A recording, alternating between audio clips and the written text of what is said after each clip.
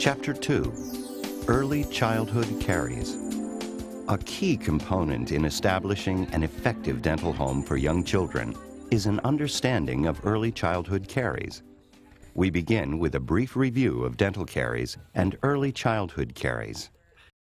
Dental caries is a biofilm-induced acid demineralization of enamel or dentin, mediated by saliva.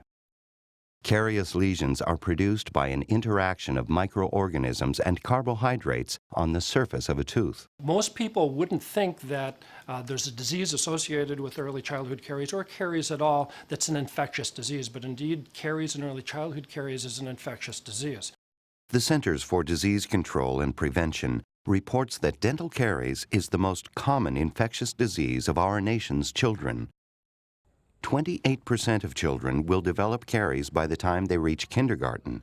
Even though the general oral health of all children has improved over the past several decades, caries for children 5 years old and younger is on the rise.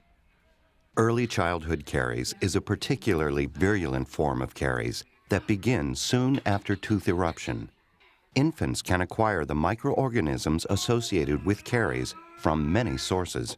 However, the most likely source is the child's mother. Early childhood caries begins after biofilm develops on an infant's teeth. It begins clinically as white lines near the gums of the upper anterior teeth. These white line lesions are the beginning of the disease that progresses very rapidly into what are called cavitated lesions.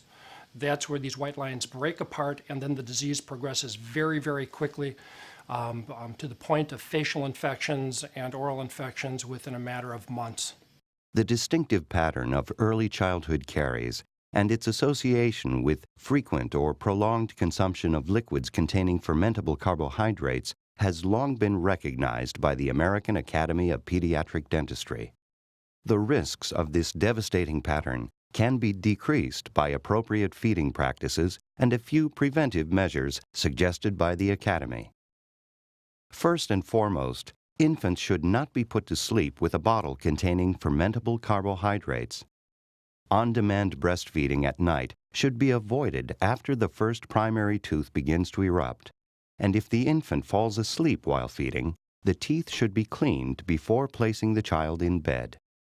Secondly, parents should be encouraged to have their infants drink from a cup as they approach their first birthday and be weaned from the bottle at 12 to 14 months of age.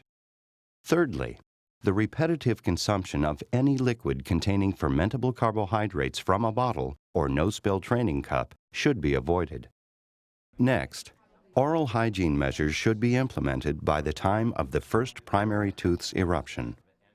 Additionally, a dental home should be established within 6 months of eruption of that first tooth and no later than 12 months of age, where a risk assessment can take place and parents can be educated on the prevention of dental diseases.